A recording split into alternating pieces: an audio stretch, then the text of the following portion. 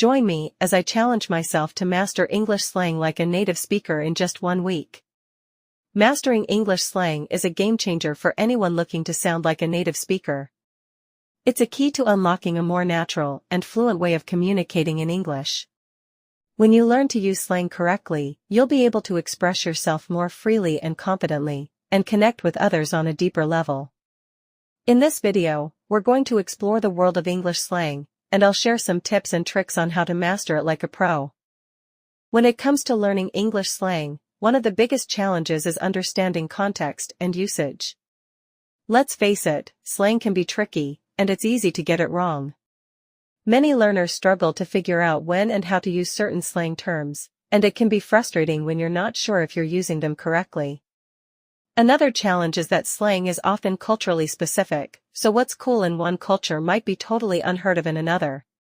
Slang is also often informal, which means it's not always taught in traditional classrooms or language schools. This can make it hard for learners to know where to start, or how to practice using slang in a way that feels natural and authentic. Additionally, slang is constantly evolving, so what's popular one day might be old news the next.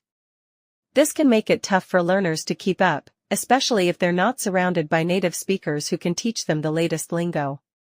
Finally, one of the biggest obstacles to learning slang is fear of mistakes. Many learners are hesitant to try using slang because they're worried about getting it wrong, or being laughed at by native speakers. This fear can hold them back from fully expressing themselves in English, and can make them feel like they're stuck in a rut. But the truth is, making mistakes is a natural part of the learning process, and the only way to get better is to keep practicing. Let's dive into some popular English slang terms that you might hear in everyday conversations. One of my favorites is low-key and high-key, which means secretly or openly, respectively. For example, I'm low-key excited for the weekend means you're secretly looking forward to it, but you don't want to show it. Another term is ghost someone, which means to suddenly stop responding to someone's messages or interactions, like you're disappearing into thin air. And then there's savage, which means someone who's being ruthless or brutally honest, often in a humorous way. Another set of slang terms that are really useful to know are extra and extraordinary. Extra means someone or something is being over the top or dramatic, while extraordinary means something is truly exceptional or remarkable.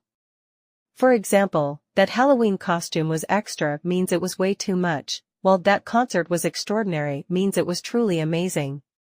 And let's not forget shook, which means you're shocked or surprised by something. For example, I'm shook by that plot twist in the movie means you didn't see it coming at all. If you want to sound like a native speaker in casual conversations, there are a few key slang terms you should know. One of them is vibes, which refers to a good or bad atmosphere. For example, this party has great vibes means everyone's having a good time. Another term is fam, which is short for family, and refers to your close friends. For example, what's up, fam, is a casual way of saying hello to your friends. And then there's tea, which refers to gossip or juicy information. For example, what's the tea on the latest celebrity scandal, means what's the latest news or rumor.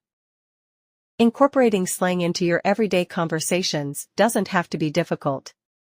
One tip is to start small, by dropping in a single slang term into a sentence. For example, I'm so down for that party, it's going to be lit. This will help you get comfortable with the sound and feel of the slang term, and make it easier to use it in other contexts. Another tip is to listen to native speakers, and pay attention to how they use slang in their conversations.